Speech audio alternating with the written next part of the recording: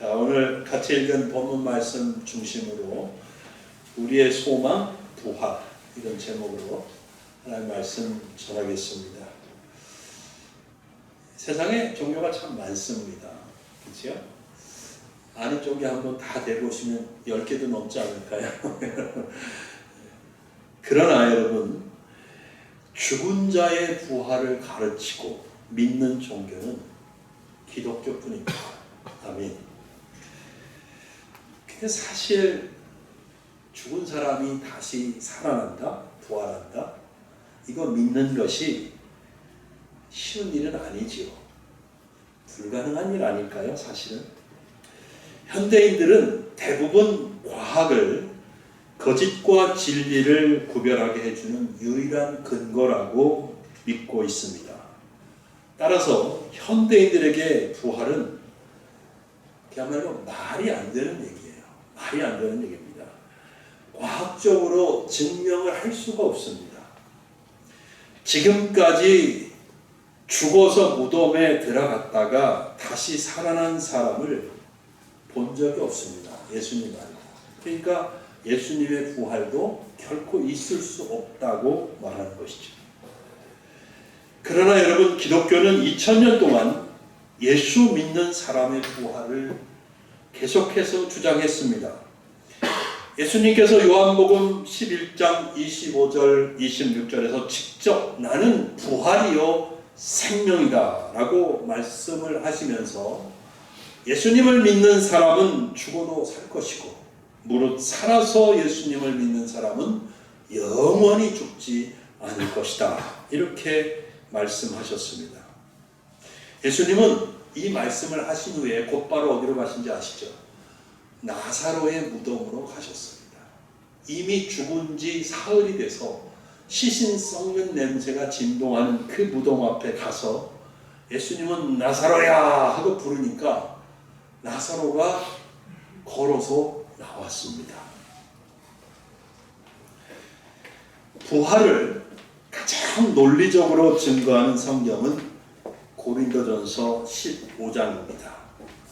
바울은 예수님이 성경대로 죽으셨다가 부활하셨고 그 부활을 목격한 증인들이 있다고 말합니다. 고린도전서 15장 5절로 8절입니다. 게바에게 보이시고 그 후에 12 제자에게와 그 후에 500여 형제에게 일시에 보이셨나니 그 중에 지금까지 대다수는 살아있고 어떤 사람은 잠들었으며 그 후에 야고보에게 보이셨으며 그 후에 모든 사도에게와 맨 나중에 만삭되지 못하여 난 자 같은 내게도 보이셨느니라. 본문도 부활을 증거하는 말씀들 중 하나입니다. 사도 바울은 부활을 본문에서 소망과 연결짓고 있습니다. 바울은 부활을 우리의 소망으로 말하고 있습니다. 13절 읽어보겠습니다. 같이 읽어볼까요? 시작. 형제들아, 자는 자들에 관하여는 너희가 알지 못함을 우리가 원하지 아니하노니 이는 소망 없는 다른 이와 같이 슬퍼하지 않게 하려 함이라. 무슨 말씀인지 알겠죠? 여기 자는 자들은 바울이 죽은 자들을 표현하는 방식입니다. 왜냐하면 바울은 믿는 자는 죽음이 없어요. 우리는 생명을 얻었거든요. 그래서 죽는 것을 자는 자들이라고 표현하는 거예요. 자는 거라고 표현하는 거예요. 고린도전서 15장에서 아까 읽어드린 대로 부활을 목격한 사람들이 500명이 한꺼번에 본 적이 있는데 지금도 바울이 이 데살로니가 전서를 쓰고 있는 바로 그 시점에 어떤 사람은 이미 잠들었다, 이미 죽었고 어떤 사람 대부분들은 살아있다, 그렇게 말하잖아요. 즉 자는 자들을 바울은 죽은 사람이다, 죽은 사람을 의미하는 말로 쓰고 있습니다. 바울이 이 이야기를 하는 이유는 예수님을 믿다가 죽은 사람들에게 대해 분명하게 알려주려고 하는 것입니다. 불신자들은 죽음을 끝이라고 생각하죠. 영원한 헤어짐이라고 생각합니다. 영원한 이별이기 때문에 다시 만날 수 없다고 생각합니다. 그래서 불신자들에게는 아무 소망이 없습니다. 죽으면 끝이에요. 그래서 슬퍼합니다. 애통해합니다. 그러나 바울은 기독교인은 그와 같이 소망 없는 불신자들처럼 슬퍼하지 않아도 된다 라고 말하고 있습니다. 왜요? 기독교인에게는 소망이 있기 때문이에요. 그리고 그 소망은 무엇입니까? 부활입니다. 아멘. 부활입니다. 즉 바울의 말은 기독교인은 부활하기 때문에 죽음을 슬퍼하지 않아도 된다는 것이죠. 자, 그러면 여러분, 기독교인이 죽었다가 다시 부활한다는 것을 어떻게 믿을 수 있을까요? 바울은 본문에서 어떤 증거를 내밀고 있습니까? 바울이 내미는 증거는 예수님의 부활입니다. 예수님이 부활했기 때문에 기독교인도 죽었다가 부활할 것이라고 말하는 거예요. 본문 14절 보시겠습니다. 같이 읽겠습니다. 시작. 우리가 예수께서 죽으셨다가 살아나심을 믿을진대 이와 같이 예수 안에서 자는 자들도 하나님이 그와 함께 데리고 오시리라. 아멘. 자, 그렇죠. 우리가 예수께서 죽으셨다가 다시 살아나심을 믿을진대 이와 같이 예수 안에서 자는 자들도, 그렇게 말하잖아요.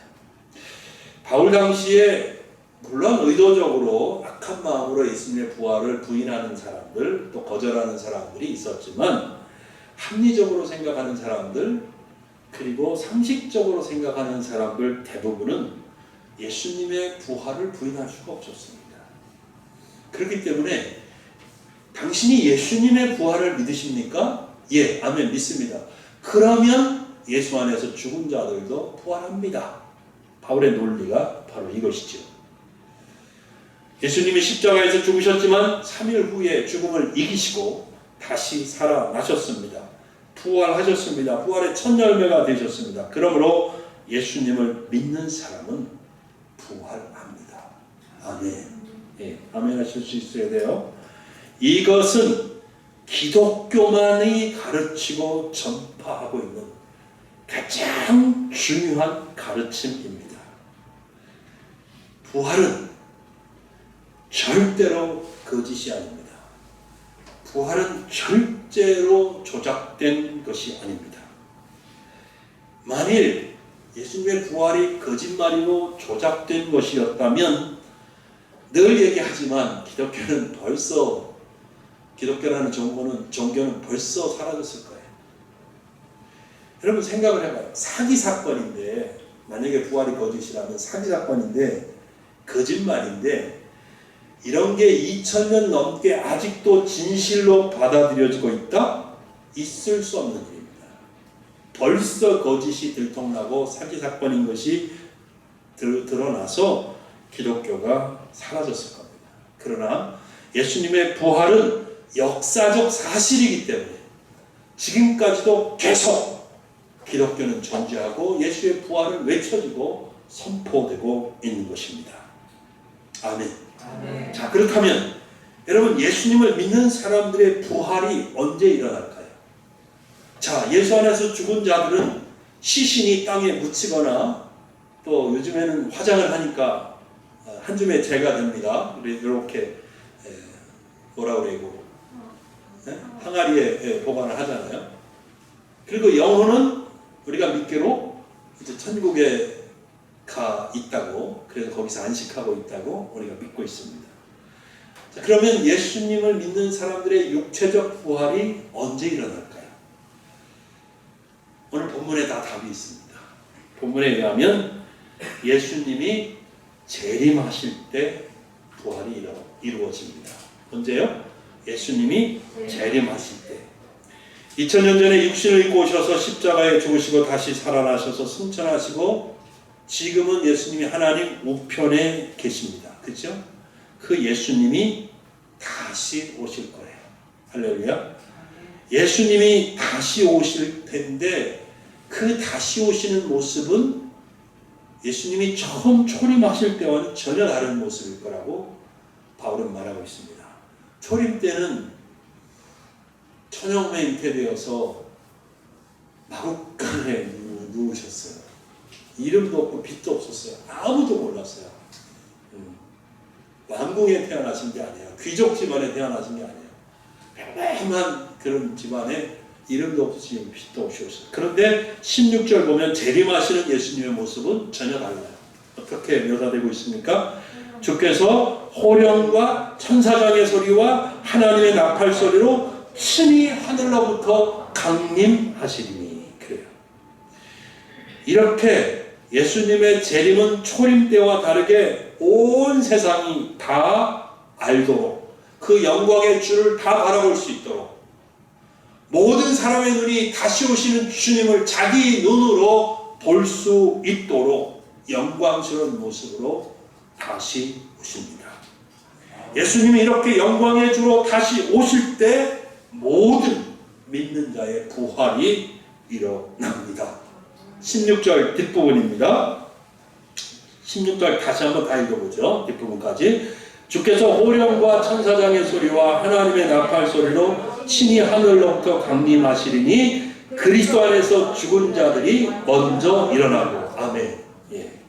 예수님이 말씀하시기를 이때, 예수님이 복음서에서, 요한복음에서 말씀하셨는데요, 이때 무덤 속에 있는 사람들이 예수님의 음성을 듣고 일어나서 무덤에서 나온다는 거예요. 요한복음 5장 28절 29절입니다. 읽어드릴게요. 무덤 속에 있는 자가 다 그의 음성을 들을 때가 오나니 선한 일을 행한 자는 생명의 부활로, 악한 일을 행한 자는 심판의 부활로 나오리라. 이렇게 말씀합니다. 선한 일을 행한 자는 생명의 부활로. 그러니까 선한 일을 많이 한 사람, 착하게 사는 사람들이 구원을 받고 예수님 다시 오실 때 부활한다, 이렇게 생각하면 안 됩니다. 여기에 선함은 단순히 윤리 도덕을 말하는 것이 아닙니다. 여기서 선한 일이 의미하는 것은 바로 앞에 있는 요한복음 5장 24절을 보면 그 의미를 알 수 있는데요. 말씀하십니다. 내가 진실로 진실로 너에게 이르노니 내 말을 듣고 또 나 보내신 이를 믿는 자는 영생을 얻고 심판에 이르지 아니하나니 사망에서 생명으로 옮겼느니라. 그랬어요. 그러니까 누가 영생을 얻고 심판에 이르지 아니하고 사망에서 생명으로 옮겼느냐 하면 예수님의 말씀을 듣고 또 예수님을 보내신 하나님을 믿는 자에게 그런 일이 일어납니다. 즉 예수님을 믿는 사람이 마지막 때에 생명의 부활로 무덤에서 나온다는 거예요. 예수님이 다시 영광스러운 모습으로 오실 때 무덤 속에 누워있는 자들이 주님의 음성을 듣고 일어나서 걸어 나온다는 얘기예요. 그런데 예수님의 이 말씀에서 우리가 아주 중요한 사실을 한 가지 발견합니다. 악한 일을 행한 자는 어떻게 될까? 즉 예수님을 믿지 않았던 사람들도 무덤에서 일어나는데 그들은 왜 무덤에서 일어나느냐 하면 영원한 심판을 받기 위해서 일어납니다. 부활을 언급할 때 보통 성도의 부활을 말하잖아요. 즉 생명의 부활을 의미합니다. 사실 진정한 의미에서의 부활은 바로 그것이죠. 생명의 부활입니다. 그러나 악한 사람들도, 예수님을 계속 거부하고 믿지 않았던 사람들도 심판을 받기 위해서 예수님이 말씀하시는 음성을 들을 때에 그 무덤에서 일어난다는 사실이에요. 우리가 이것도 알고 있어야 합니다. 자, 그 다음에 예수님이 재림하실 때 그러면 그 순간에 살아있는 성도들은 어떻게 될까? 우리도 가능성이 아주 없지는 않죠. 예수님이 내일 오실지도 모르고 오늘 저녁에 오실지도 모르는 일이니까 예수님이 구름 타시고 천사장의 나팔 소리와 호령과 함께 영광스러운 모습으로 오실 때 그 순간에 이 땅에 살아있는 성도들은 어떻게 될까? 17절입니다. 17절이 말을 해주고 있어요. 같이 읽어보겠습니다. 그 후에 우리 살아남은 자들도 그들과 함께 구름 속으로 끌어올려 공중에서 주를 영접하게 하시리니 그리하여 우리가 항상 주와 함께 있으리라. 아멘. 예수님이 재림하실 때 살아있는 성도들은 공중으로 끌어올려져 가서 공중에서 다시 오시고 계시는 주님을 영접할 것입니다. 그리고 그 이후 예수님과 영원히 함께 살게 될 것입니다. 아멘. 그러니까 무덤 속에 잠자는 자들이 일어나고 살아있는 자들은 공중으로 끌어올려져서 같이 공중에서 예수님을 영접하는 그런 일이 일어날 것입니다. 와, 부활은 이렇게 놀라운 일입니다. 사도 바울이 이렇게 기독교인의 부활을 말하는 이유는 우리에게 앞서도 말씀드렸지만 소망이 있다. 우리는 소망이 있는 사람들이다. 이걸 말하고 싶은 거예요. 기독교인에게는 죽음이 끝이 아니다.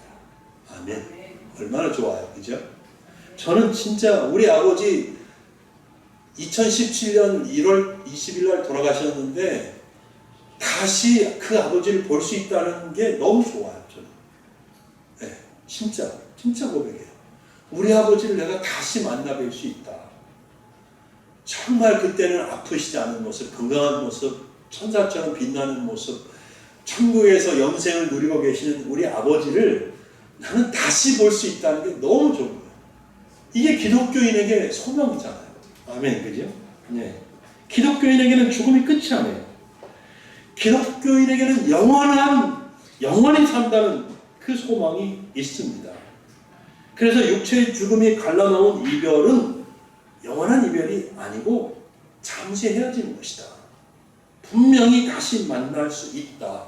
그러므로 슬퍼하지 말고 소망을 가져라. 이게 바울의 지금 말이에요. 그러므로 여러분, 주 안에서 돌아가신 분들에 대해서 슬퍼하지 말아야 하고 또 앞으로 그런 일이 계속 우리 주위에서 일어날 텐데 그 부분에 대해서 슬퍼하지 말고 다시 부활할 것이다. 우리는 다시 만날 것이다. 이런 말을 하면서 바울이 18절에 말하고 있잖아요. 이런 말을 하면서 서로 위로하고 위로받는 것이 참된 성도의 모습이다. 이렇게 말씀을 드릴 수 있겠습니다. 자, 또한 부활의 소망과 관련지어서 고린도전서 15장에서 한 절을 말씀드리겠습니다. 부활의 이 소망은 성도의 삶을 흔들리지 않고 견고하게 붙잡아줍니다. 네.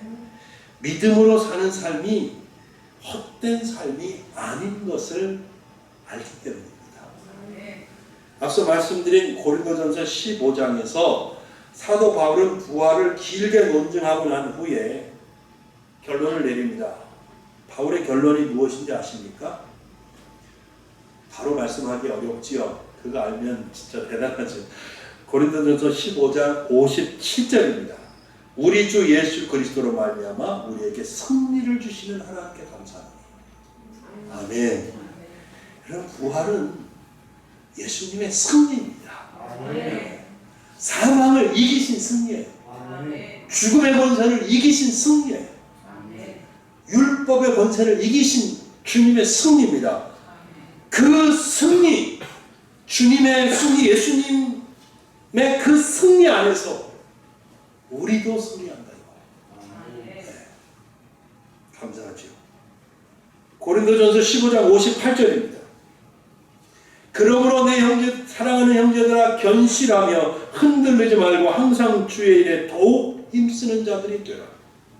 이는 너희 수고가 주 안에서 헛되지 않은 줄 알리라.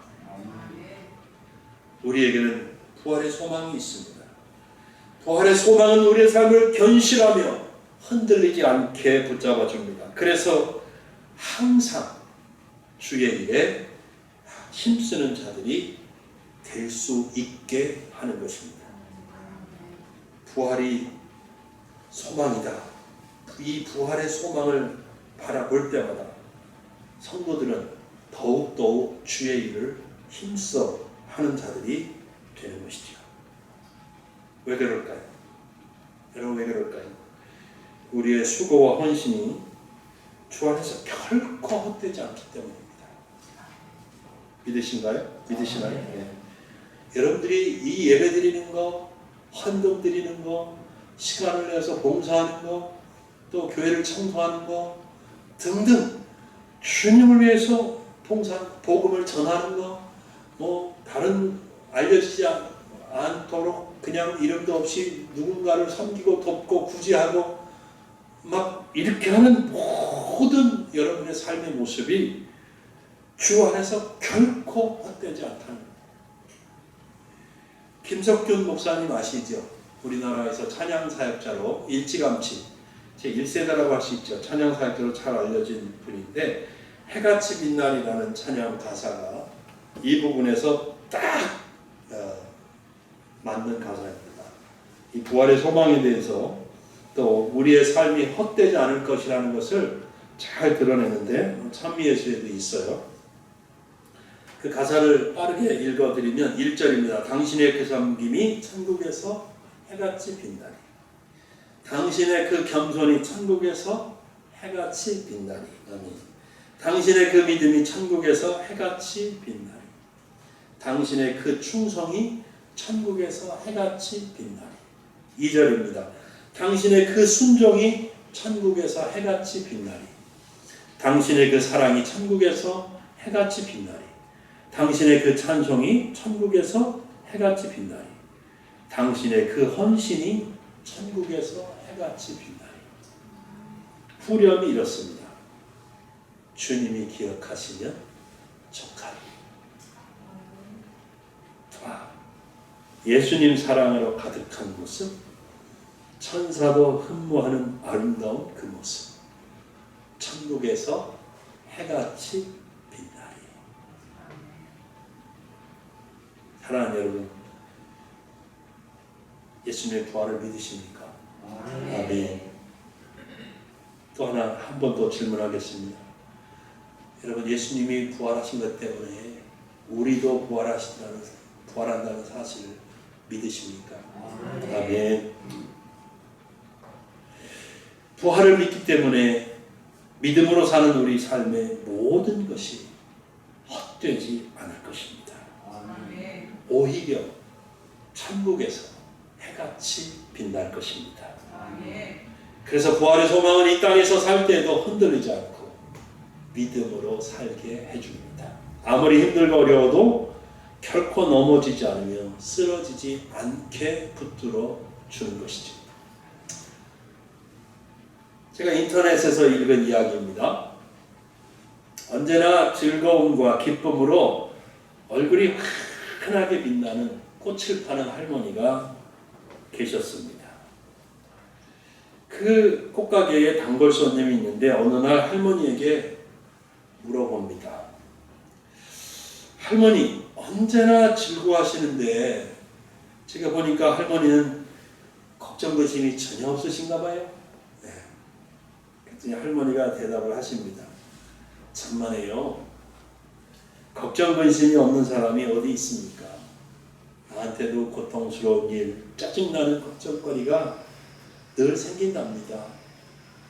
그러자 단골 손님이 다시 묻습니다. 그래요? 근데 어떻게 그렇게 매일매일 즐겁게 사실 수가 있으십니까? 할머니가 뭐라고 대답했는지 아세요? 저도 이거 처음 보는데 나는 3일의 비밀을 가지고 산답니다. 뭐라고요? 3일의 비밀. 3일의 비밀. 여러분도 이 비밀을 오늘 이후에 가지시기 바랍니다. 그게 단골 손님이 3일의 비밀이요? 그게 뭐예요? 할머니가 3일의 비밀이 무엇인지 얘기를 하는데, 자, 손님, 3일의 비밀이란 나한테 문제가 생길 때마다 하나님께 그 문제를 해결하시도록 맡겨버리고 조용히 3일을 기다리는 겁니다. 예수님이 무덤에서 3일 만에 부활하신 것처럼 그 문제가 해결되는 데는 3일이면 족합니다. 때로는 숫자대로 3일이 아닐 수도 있지만 주님의 부활의 원리는 늘 동일하답니다. 그래서 나에게는 어떤 암흑 같은 고난이 와도 3일 후면 언제나 광명이 찾아온다는 것을 믿기 때문에, 알기 때문에 사는 게 늘 즐겁기만 합니다. 이렇게 감동적이지 않아요? 이제 말씀을 맺겠습니다. 부활은 기독교의 핵심이죠. 부활이 없다면 기독교도 다른 종교와 다를 것이 없을 겁니다. 그러나 기독교는 부활이 있고 부활을 믿는 종교이기에 진정한 참 종교이고 생명의 종교라고 말할 수 있어요. 성도는 부활을 믿기에 이 땅에서 소망을 갖고 삽니다. 이 세상에서의 삶이 전부가 아니라는 사실을 알고 있습니다. 우리에게는 예수 안에서 영원히 산다는 바로 그 소망이 있습니다.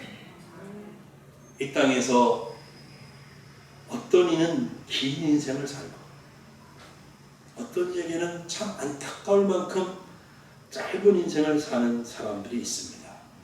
저는 지금까지 30년 넘게 목사하면서 청년, 내가 맡고 있던 청년, 내가 아는 교회 청년이 하늘나라 가는 것을 여러 차례 경험했거든요. 어떤 이에게는 긴 인생, 어떤 이에게는 짧은 인생인데 그럼에도 부활하고 그럼에도 불구하고 부활하신 예수님을 믿는 사람은 영원히 삽니다. 영원히 삽니다. 믿는 자에게는 죽음이 없는 거예요. 그래서 사도 바울도 죽은 것을 뭐라고 표현한다고 그랬어요? 잔다라고 표현한 거예요. 또한 부활을 소망으로 안고 사는 성도의 삶은 이 세상 어떤 풍파에도 흔들리지 않습니다. 어떤 고난과 역경이 찾아온다 해도 넘어지지 않습니다. 반드시 부활로 승리할 것입니다. 그래서 성도는 이 땅에서 부활을 믿는 신앙으로 삽니다. 그 부활의 신앙으로 섬깁니다. 부활의 신앙으로 충성합니다. 부활의 신앙으로 봉사합니다. 부활의 신앙으로 헌신합니다. 그리고 그 모든 삶은 주 안에서 결코 헛되지 않을 것입니다. 오히려 천국에서 해같이 빛날 것입니다. 부활로 인해서 승리하는 성도님들이 될 수 있기를 예수님의 이름으로 축복합니다. 아멘. 기도하겠습니다.